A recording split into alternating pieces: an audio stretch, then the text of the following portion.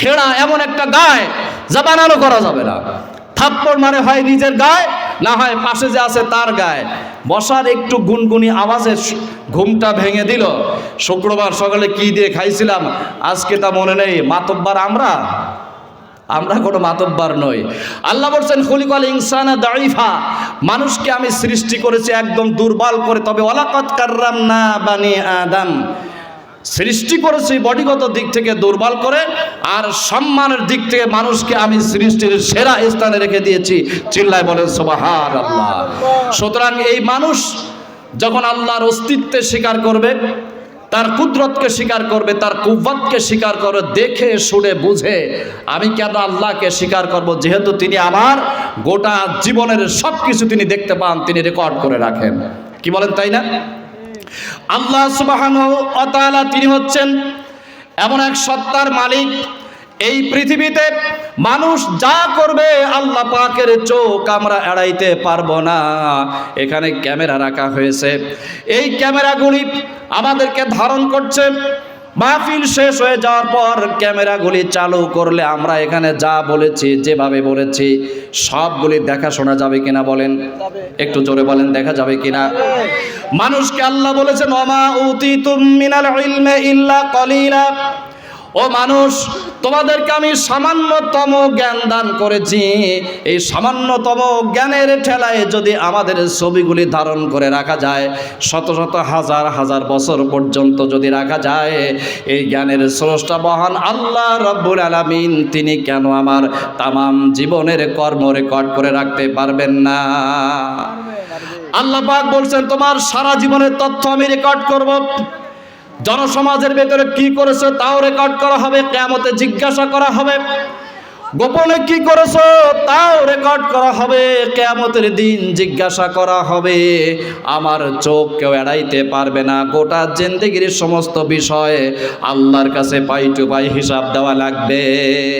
এই বিষয়গুলি বান্দা যখন বিশ্বাস করে, তার সামনে মাথা নত করে ইবাদত বন্দেগীতে তার জীবনকে মুত্তালা করে দিবে, তখন সে আল্লাহর প্রিয় বান্দায় পরিণত হতে যাবে। কিন্তু শত্রু তার পেছনে তখন ধাওয়া করবে। কি বলেন, করবে না? পৃথিবীতে আল্লাহ পাক আদম আলাইহিস সালামকে যখন পাঠাইছিলেন, মানুষের চিরশত্রু আল্লাহ পাক তাকেও পাঠাইছিলেন। এই শত্রুর নাম আমরা জানি, কি নাম? শয়তান। দেখেছি কোনোদিন? দেখছি, কিন্তু বাস্তবে আমরা ক্যামেরা দিয়ে দেখি নাই, বাস্তব ক্যামেরা দিয়ে দেখি নাই। অনুসন্ধিৎস চক্ষে শয়তান শব্দের অর্থ হচ্ছে বাইরু। কি? শয়তান শব্দের বাংলা অর্থ হচ্ছে বিতাড়িত। আমাদের গ্রামের বাংলায় বাইরু বলি আমরা, বুঝতে পারছেন? তাহলে শয়তান চেনেন না কি করে? শয়তান যে আমরা দেখি না, অরিজিনাল জিন মার্কা যেটা, ওইটার দেখি নাই, কিন্তু জিনের সাহাবী যা আছে তা আমরা দেখছি না। এই সমাজের ভেতরে যত মানুষ আল্লাহর সাথে নাফরমানি করে, প্রত্যেকটা মানুষকে আরবিতে শয়তান বলা হয়। একটু জোরে কোন ঠিক? আপনারা জোরে ঠিক বলেন, কেউ শুনবে না আরশ নগরের। আমি জোরে বললে শুনবে, যেহেতু মাইক্রোফোন আমার মুখের সামনে। বিপদে পড়লে আপনারা তো পড়বেন না, তাহলে জোরে বলতে অসুবিধা কি? সুতরাং আপনি যখন আল্লাহর অস্তিত্বে স্বীকার করবেন, আল্লাহ পাককে তার প্রিয় বন্ধু হিসাবে স্বীকার করবেন, আপনার পেছনে শয়তান লেগে যাবে। মনে রাখতে হবে আল্লাহ পাক বলছেন লিয়াবলুয়াকুম আইয়ুকুম আহসানু আমালা, বান্দা তোমাকে পৃথিবীতে আমি ছেড়ে দিয়েছি আমার গোলামি করার জন্য, তবে আমি দেখতে চাই সর্বোত্তম গোলামি করে কে আমার কাছে আসতে পারো। সর্বোত্তম গোলামির কথা কেন বলেছেন? মানুষ যখন আল্লাহর গোলামি করবে, শয়তান তার পিছনে লাগবে, চতুর্দিক থেকে তাকে ধাওয়া করবে, তাকে ধ্বংস করে দেওয়ার জন্য, তাকে খতম করে দেওয়ার জন্য। নবী আলাইহিস সালামগণ মানুষকে দিন শিখাইছে, নবীদের পেছনে শত্রু লাগে নাই? কি বলেন, লেগেছে? নবীরা মানুষকে দিন শিখাইছে, নবীদের পিছনে শত্রু লেগেছে বিনা কারণে। নবীরা পাপী ছিলেন? কি বলেন, অপরাধী ছিলেন? সাহাবীরা কি অপরাধী ছিলেন? তাহলে তাদের শত্রু থাকবে কেন পৃথিবীতে? গতানুগতিক নিয়ম হলো এইটা, আল্লাহর সাথে যার বন্ধুত্ব হবে, যেহেতু আল্লাহর সাথে শয়তানের সাথে দুশ্মনী, শয়তানের সাথে তার সাথে দুশ্মনী হবে, আল্লাহর সাথে যার বন্ধুত্ব হবে। আপনার সাথে আরেকজনের সাথে খাতের ভালো সম্পর্ক, ওই লোকের সাথে যার সাথে গন্ডগোল, তো ওই গন্ডগোলওয়ালা মানুষের সাথে আপনার সাথে অটোমেটিক মন কালাকালি লাগবে না? তো আল্লাহর সাথে আপনার সম্পর্ক যখন ভালো হবে, শয়তানের সাথে জ্ঞানজাম লাগালো লাগবে না, এমনিতে জ্ঞানজাম লেগে যাবে। কিন্তু আল্লাহ পাক বলছেন তাসবিরু ওয়া তাত্তাকু লা ইয়াদুররুকুম কাইদুহুম শাইয়্যা। আল্লাহ তাআলা বলছেন, বান্দা এই পৃথিবীতে যতক্ষণ বেঁচে থাকবে, নেক আমল তুমি যতক্ষণ করতে থাকবে, তোমার পেছনে শয়তান তোমাকে ধ্বংস করার জন্য আপ্রাণ চেষ্টা চালাবে। তবে তোমাকে আমি একটি অফার দিলাম, তোমাকে আমি একটি মেসেজ জানালাম, তা হলো শয়তানের সমস্ত ষড়যন্ত্র মাটির সাথে মিশে যাবে। কারণ আল্লাহ বলছেন ইন্না কাইদা শয়তানে দাইফা, শয়তানের ষড়যন্ত্র চক্রান্ত যত ভয়ানক তোমার চোখের সামনে হোক না কেন, আল্লাহর ভালোবাসা থেকে তুমি যেন দুর্বল হয়ে না যাও, আল্লাহ রাব্বুল আলামিন দুনিয়ায় তোমার বেঁচে থাকার রাস্তা বের করে দিবেন। এই পৃথিবীতে তোমার সম্মান টিকায় রাখার রাস্তা আল্লাহ পাক বের করে দিবেন। এই পৃথিবীতে আল্লাহর কথা যারা বলেছে, আল্লাহর নবীর কথা যারা বলেছে, দিনকে যারা আমল করার চেষ্টা চালিয়েছে, সমস্ত মানুষের বিরুদ্ধে ইসলামের বিপক্ষে এক বিশাল শক্তি বাহিনী তৈরি হয়ে গিয়েছে। কিন্তু সেই শক্তি যারা ইসলামের বিপক্ষে যারা অবস্থান করেছে, আপনারা বলুন তো তাদের মর্যাদা পৃথিবীতে বেশি না আল্লাহর পক্ষে যারা টিকে থেকেছে তাদের মর্যাদা পৃথিবীতে বেশি? ফেরাউন লেগেছিল মুসা আলাইহিস সালামের বিরুদ্ধে, কিন্তু ফেরাউন নামের কোন মানুষ পৃথিবীতে পাওয়া যায় কি? বলেন যায়? আরেকটু জোরে বলেন। নমরুদ লেগেছিল কার বিরুদ্ধে? ইব্রাহিম আলাইহিস সালাম। কিন্তু নমরুদ নামের কোন মানুষ পৃথিবীতে আছে? ইব্রাহিম নামের মানুষ সারা পৃথিবীতে ভরা। মুহাম্মদুর রাসূলুল্লাহ সাল্লাল্লাহু আলাইহি ওয়াসাল্লামের বিপক্ষে লেগেছিল আবু জাহেল গোষ্ঠী। তো আবু জাহেল গোষ্ঠী নবী করিম সাল্লাল্লাহু আলাইহি ওয়াসাল্লামের বিপক্ষে লেগেছিল। মুহাম্মদ নামের মানুষ সারা পৃথিবীতে ভরা। আবু জাহেল নামে একজনও আছে? বুশ নামে ভাবেন? সর্বশেষ মীর জাফর নামে কাউকে পাবেন আপনারা? মগজ থাকলে একটু চিন্তা করা উচিত, কম্পেয়ার করা উচিত।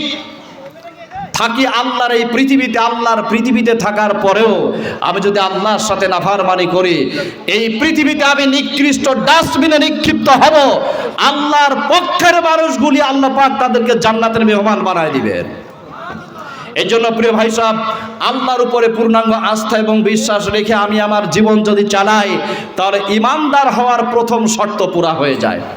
2 নম্বরে আল্লাহ পাক অসংখ্য ফেরেশতা মণ্ডলী তৈরি করে রেখেছেন, ফেরেশতাদের উপরে বিশ্বাস স্থাপন করতে হবে। 3 নম্বরে আল্লাহ পাক মানুষের হেদায়েতের জন্য আসমান থেকে কিতাব নাজিল করেছেন 104 খানা। এই 104 খানা কিতাবের প্রধান কিতাবের নাম আপনারা বলতে পারেন? কে বলতে পারেন? আরেকটু জোরে বলেন।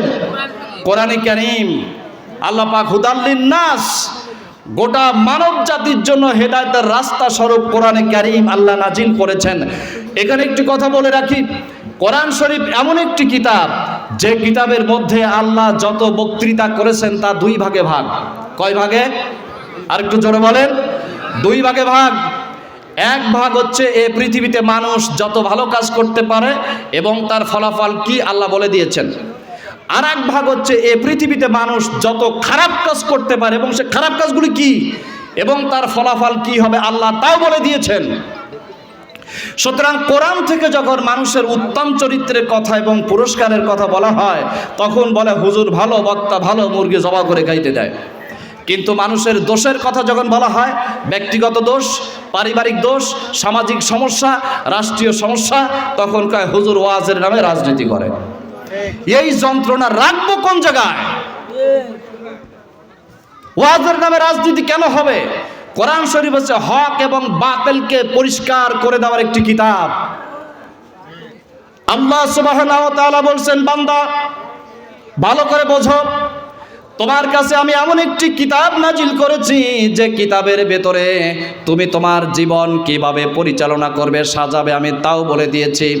আল্লাহ বলেছেন কু আনফুসাকুম, জাহান্নাম থেকে তুমি তোমার নিজের জীবনকে বাঁচাও। তার অর্থ হলো এই পৃথিবীতে 5 ওয়াক্ত নামাজ আদায় করবে সময়ের প্রতি খেয়াল রেখে, সালাত কেন্দ্রিক তোমার জীবন পরিচালনা করবে, পরিবার পরিচালনা করাবে, সুদ খাবে না, ঘুষ খাবে না, জেনা করবে না, মানুষ হত্যা করবে না, কোনো মানুষের হক নষ্ট করবে না, সম্পদের মালিক হওয়ার কারণে যারা গরিব তাদের উপর অত্যাচার করবে না। তোমার হাতে ক্ষমতা যদি বেশি থাকে, মোড়ল থাকো, মাতব্বার থাকো, যারা দুর্বল তাদের উপরে অত্যাচার করবে না। তোমার বিপক্ষে যারা থাকে তাদের বিরুদ্ধে অবস্থান করবে না, আল্লাহ কোরআনে বলে দিয়েছেন। তারপরে বলেছেন তুমি যখন পরিবারের মালিক হবে, আল্লাহর দেওয়া বিধান অনুযায়ী পরিবারকে পরিচালনা করবে, কারণ কিয়ামতের ময়দানে কুল্লুকুম রাঈন কুল্লুকুম মাসউলুন আন রাইয়াতিহি। আল্লাহর নবী বলেছেন কিয়ামতের ময়দানে তুমি তোমার সেক্রেটারিয়েট কিভাবে পরিচালনা করেছো, পরিবার কেমনে চালিয়েছো, তুমি সমাজপ্রতি ছিলে, সমাজকে কিভাবে পরিচালনা করেছো, রাষ্ট্র তোমার হাতে ছিল, রাষ্ট্র কেমনে পরিচালনা করেছো, কিয়ামতের দিন তোমাকে জিজ্ঞাসা করা হবে। এই জন্য আল্লাহ পাক বলেছেন যারা সমাজ পরিচালনা করবে তাদেরকে কোরআন শরীফে আল্লাহ ডেকে বলেছেন